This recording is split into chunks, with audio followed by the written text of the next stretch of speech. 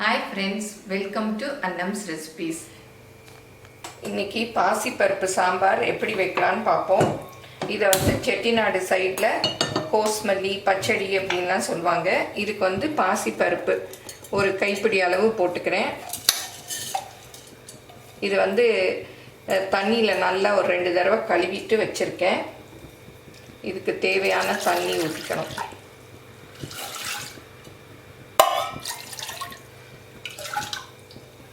ஊற்றிட்டு கொஞ்சமாக மஞ்சள் பொடி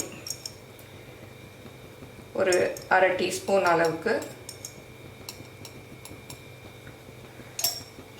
அப்புறம் கத்திரிக்காய் வந்து இந்த மாதிரி பொடியாக நறுக்கிக்கணும். பொடியாக இல்லை, அதாவது நம்ம மசாலிக்கெல்லாம் போடுவோம்ல ஸ்கொயராக, அந்த மாதிரி. நான் வந்து ஒரு 3 கத்திரிக்காய் நறுக்கி வச்சுருக்கேன். இது வந்து இட்லி, தோசை, இடியாப்பத்துக்கெலாம் ரொம்ப நல்லாயிருக்கும்.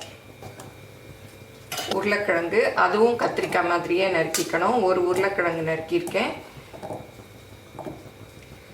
அப்புறம் பச்சை மிளகாய் தான் இதுக்கு காரம். நம்ம மிளகா அப்படிலாம் போட போகிறதில்ல. ஒரு 6 பச்சை மிளகாய் இந்த மாதிரி நறுக்கி வச்சுருக்கேன். நீங்கள் கீரி வேணாலும் போட்டுக்கலாம். அப்புறம் சின்ன வெங்காயம் ஒரு 5-6 நறுக்கி வச்சுருக்கேன். அதுவும் இந்த மாதிரி கட் பண்ணி போட்டுக்கலாம். நீங்கள் பெரிய வெங்காயம்னாலும் போட்டுக்கலாம்.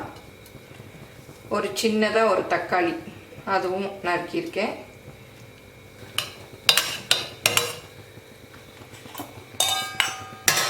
குக்கரை மூடி 2 விசில் விட்டுறணும்.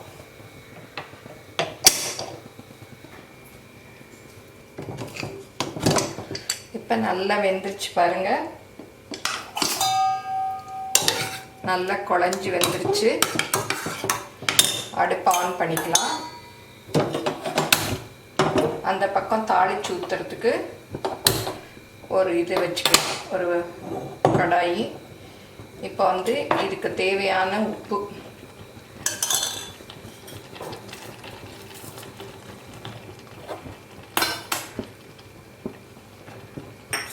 அப்புறம் புளி வந்து நான் ஒரு சின்ன நெல்லிக்காய் அளவு ஊற வச்சு கரைச்சி வச்சுருக்கேன். அதையும் ஊற்றிக்கலாம்.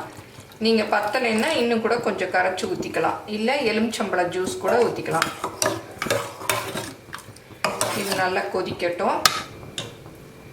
இதில் ஒரு 2 டீஸ்பூன் அளவு எண்ணெய் ஊற்றிக்கலாம் தாளிச்சு ஊற்ற. இதில் வந்து ஒரு கால் டீஸ்பூன் கடுகு, 1/4 டீஸ்பூன் உளுத்தம்பருப்பு, ஒரு 3 காஞ்ச மிளகாய் இந்த மாதிரி சின்ன சின்னமாக கிள்ளி வச்சுருக்கேன். இதையும் போட்டுக்கலாம்.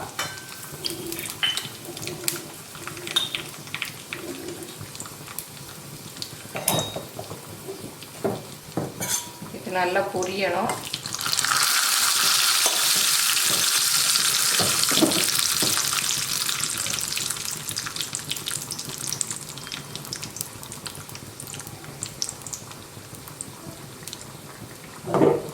நல்லா பொரிஞ்சிருச்சு. இதை வந்து இந்த கோஸ்மல்லியில் ஊற்றிக்கலாம். இந்த கருவேப்பிலையும் போட்டுக்கலாம்.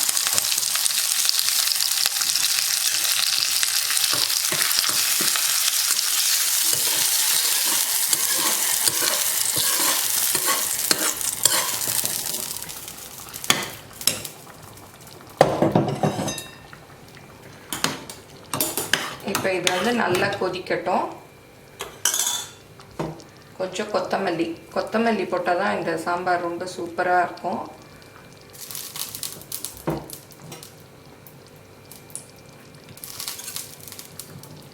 நல்லா மிக்ஸ் பண்ணி விட்டு இறக்க வேண்டியதுதான். இது வந்து தண்ணியாக இருந்ததுன்னா இட்லி மாவு இருக்கு இல்லையா, அதை கொஞ்சம் தண்ணியில் கரைச்சிட்டு அப்படியே ஊற்றினோன்னா நல்லா திக்காயிரும். இப்போ இந்த பருப்பே திக்காக இருக்குது, வேண்டாம்.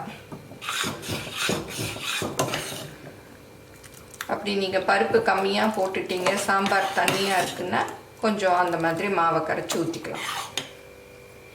இப்போ பாசிப்பருப்பு சாம்பார் எவ்வளோ திக்காக, எவ்வளோ ஈஸியாக சீக்கிரம் ரெடி ஆயிடுச்சு. இதை வந்து செட்டிநாடு சைடில் கோஸ்மல்லின்னு சொல்லுவாங்க, சிலர் பச்சடின்னு சொல்லுவாங்க. இதை இட்லியோட தொட்டு சாப்பிட்டோம்னா, அதுவும் இந்த சாஃப்ட் இட்லியோட தொட்டு சாப்பிட ரொம்ப டேஸ்ட்டாக இருக்கும். இதை வந்து இடியாப்பத்தோடு சாப்பிட்லாம், தோசையோடு சாப்பிட்லாம். இதை எல்லாரும் செஞ்சு பாருங்கள், எப்படி இருந்ததுன்னு உங்கள் கமெண்ட்ஸை சொல்லுங்கள். தேங்க்யூ.